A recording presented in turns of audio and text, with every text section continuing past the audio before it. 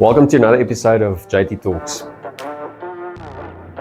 That is my biggest challenge, is to be able to hand certain responsibilities to other people within our organization.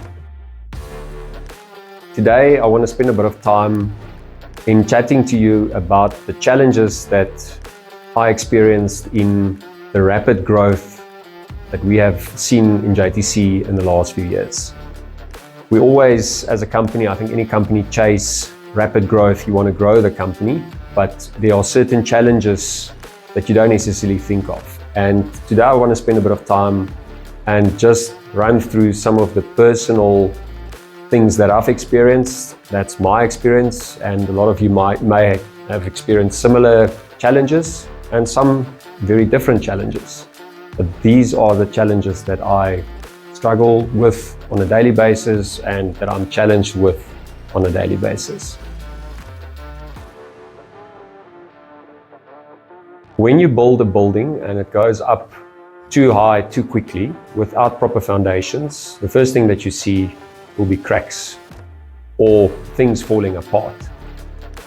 And how do you prevent this rapidly rising building or rapidly growing company from falling apart? You need to ensure that the foundations are built strong, that you increase your foundations, and for me, a foundation is also that you have other people and partners that you can lean on and that can provide support in your company. And that's one thing that I've been challenged with over the last while, was to specifically lean into other business owners, mentors, etc., that's been in the game much longer than what I've been in the game. It's crucial in any business and in your personal life that you have a mentor that you can lean on, that you can talk to, and that can provide you guidance and share experience. So there was a question that I asked him where I said, how do you change your company from a one-man show where you as a specific individual run everything in the company and you're responsible for everything?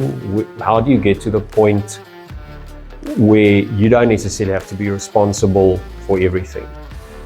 And the answer that came was that you need to compartmentalize your company. You need to divide it into different divisions, set up proper divisions.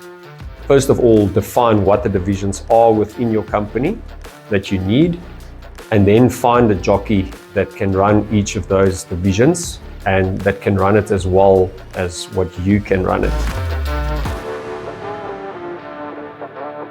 I've touched on this previously in one of the JT Talks as well, where I said it's important that you must understand or know when to say no to work. And with rapid growth, that remains a challenge. And I think it's important to understand that even on projects, the general 80-20 principle is definitely applicable, where a lot of the projects, sometimes the 20% of the projects will give you 80% of the headaches, and the other 80% will give you 20% of your headaches. And it's important that you try and understand which projects you don't really want to do. So for us as JTC, it's important that we know our strength. We need to understand what projects we are good at and what projects we're not good at.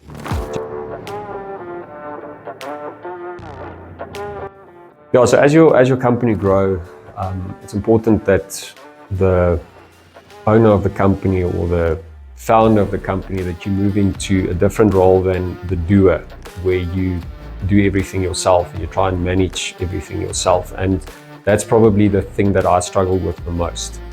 Obviously, when we started JTC, and still to this day, I've got a personal relationship with most of our clients, and they all have my phone number, and it's very easy to just call Toit because then things will get done. And that is my biggest challenge, is to be able to hand certain responsibilities to other people within our organization, to trust them that they will handle whatever the problem is and the client with the same integrity and the same urgency than what I would handle it. And that's difficult. And I find it extremely difficult to just hand over the steering wheel and trust that they will drive the car just as good as what I would try and drive it, or try and keep it in the road.